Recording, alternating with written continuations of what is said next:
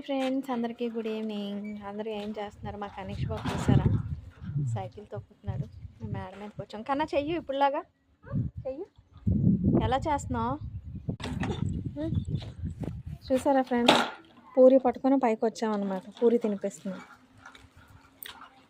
మా అత్తయ్యని కూడా తీసుకొని వచ్చాము. అలా ఇంట్లో ఏముంటారు రండి అని చెప్పి తీసుకొని వచ్చాను అనమాట.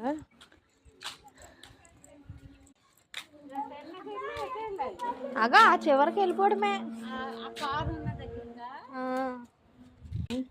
మొక్కలు వేసుకుంటే బాగుంటుంది.